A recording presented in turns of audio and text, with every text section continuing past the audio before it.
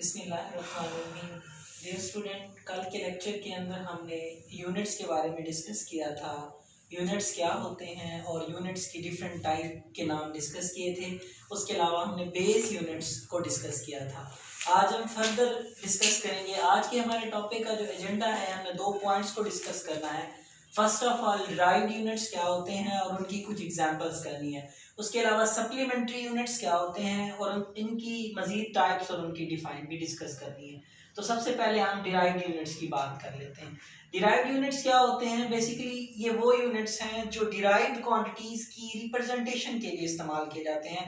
मतलब जब derived quantities को मेजर करेंगे तो उनके लिए हम डिराइव्ड यूनिट्स को यूज करेंगे। अगर इनकी मैं डिफाइन की बात करूं, the units which are used to express derived quantities are called derived units. यानी वो यूनिट्स जो डिराइव्ड क्वांटिटीज की मेजरमेंट के लिए, उनको रिप्रेजेंट करने के लिए इस्तेमाल किए जाते हैं, वो डिराइव्ड यूनिट्स कहलाते हैं। For example newton, joule, metre per second. अब न्यूटन फोर्स का यूनिट है, क्योंकि फोर्स एक डिराइव्ड क्वांटिटी है तो उसका जो यूनिट है वो भी डिराइव्ड यूनिट होगा।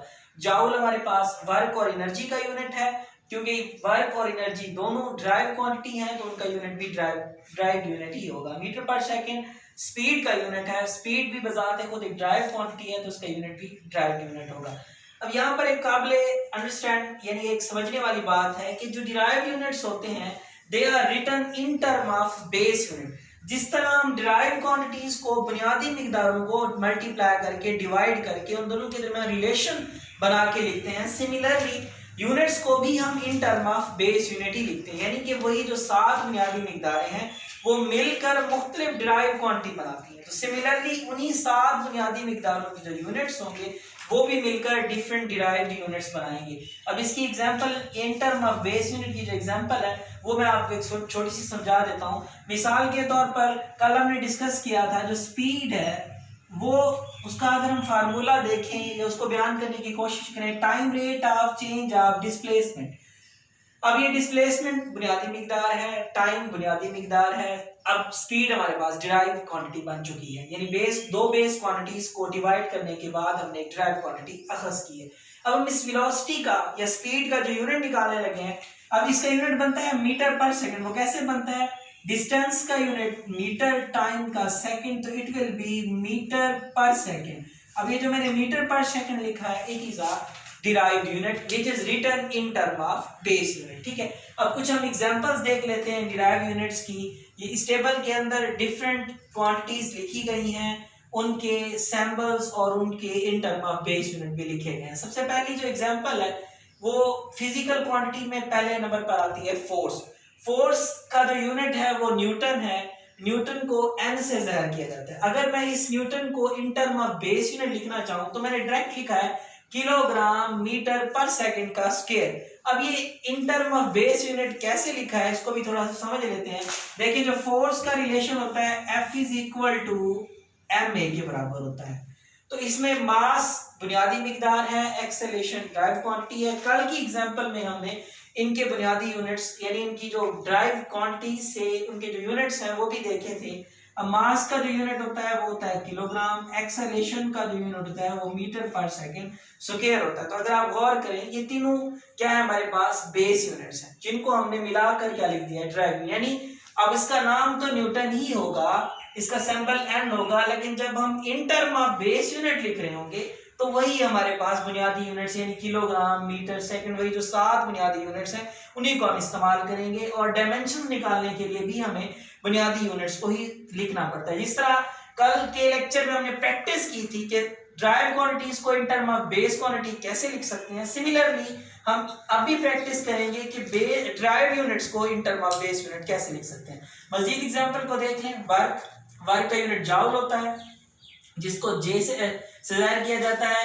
इसका जो in term of base unit अगर लिखे newton metre, kilogram, metre square per second का स्क्वायर। सिमिलरली प्रेशर का जो यूनिट होता है वो पास्कल, जिसको पीए से ज़ाहिर करते हैं। अगर in term of base unit लिखे it will be kilogram, metre inverse पर सेकंड का स्क्वायर। इनको भी इसी तरह जिस तरह मैंने ये फोर्स और उनका रिलेशन निकाला है बिल्कुल सेम उसी तरह निकाल सकते हैं। अब पावर की बात करें, पावर का यूनिट वाट होता है, जिसको W से ज़ाहिर किया जाता है।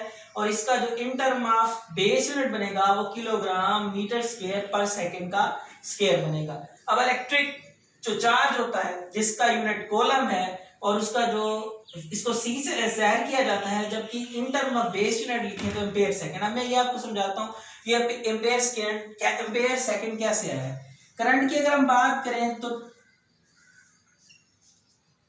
Flow of charges per unit time is known as a current. अगर मैं यहां से चार्ज की वैल्यू निकालना चाहूं तो Q is equal to I multiplied by T। अब I करंट है, इसका जो यूनिट होता है वो एम्पेयर है क्योंकि ये एक बुनियादी मिकदार है। सिमिलरली टाइम भी बेस क्वांटिटी है, इसका यूनिट भी सेकंड है। तो ampere second will be the base unit in term of base unit. यानी कॉलम को हम अगर in term of base unit लिखना चाहें तो एम्पेयर सेकंड ही बनेगा।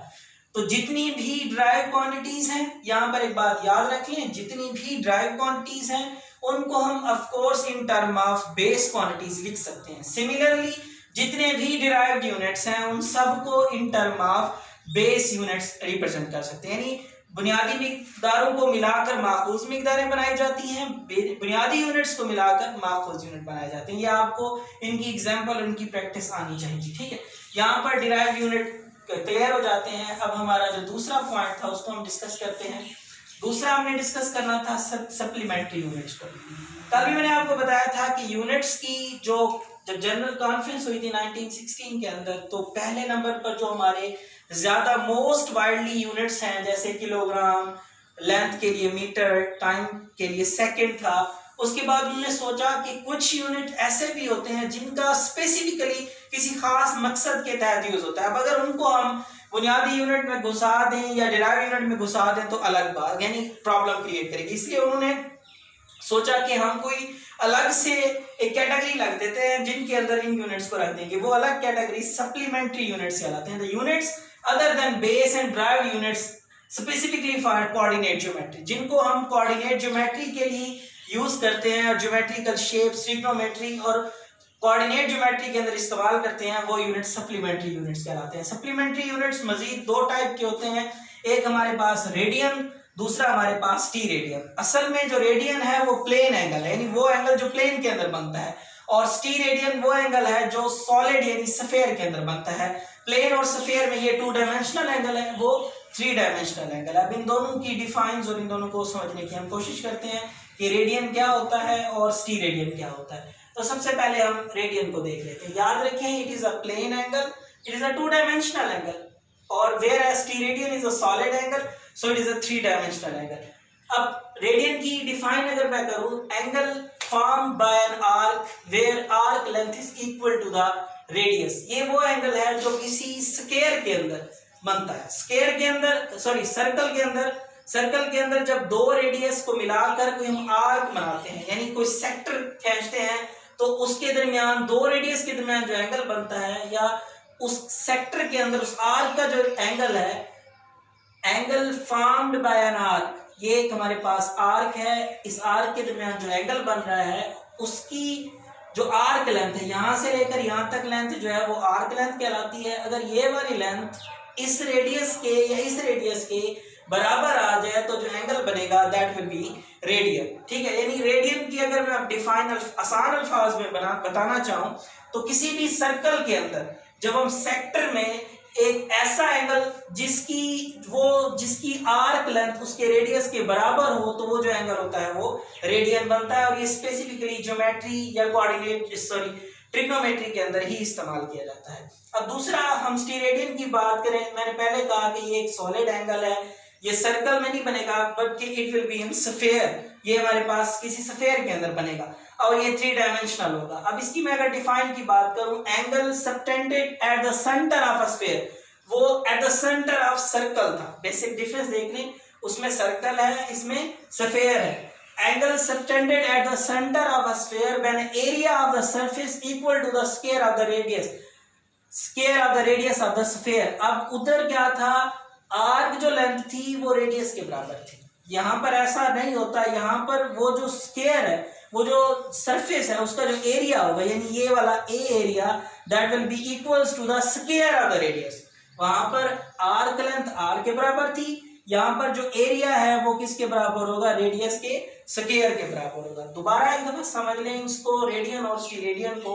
रेडियन वो एंगल है जो किसी सर्कल के अंदर बनता है और आर्क का एंगल होता है जिसमें उस आर्क की लेंथ उस रेडियस के बराबर होती है। जबकि स्टीरेडियन एक ऐसा एंगल है जो किसी सफेयर के सेंटर में बनता है, जबकि वो सफेयर जितना एरिया लेता है उस एरिया और उस एरिया की मिकदार उस रेडियस के स्क्वायर के बराबर होती है। ये हमारे पास सॉलिड एंगल है, वो हमारे पास प्लेन एंगल है। ठीक है, तो ये ज्यादातर ये वो यूनिट्स हैं जो मैथमेटिक्स में इस्तेमाल होते हैं, फिजिक्स में इनका कम व बेश यूज होता है, लेकिन बरकैफ इनको हम जब हम सर्कुलर मोशन डिस्कस कर रहे होंगे वहां पर इसको इस्तेमाल करेंगे। ठीक है, तो यहाँ पर जो हमारे बेसिक यूनिट्स हैं वो क्लियर हो जाते हैं, यानी हमने बेस यूनिट्स, डिराइव यूनिट्स और सप्लीमेंट्री यूनिट्स दोनों को डिस्कस कर लिया है। और उसके बाद हम नेक्स्ट टॉपिक के अंदर इनकी डायमेंशंस को डिस्कस करेंगे कि हम किसी भी यूनिट की डायमेंशन को कैसे लिख सकते हैं।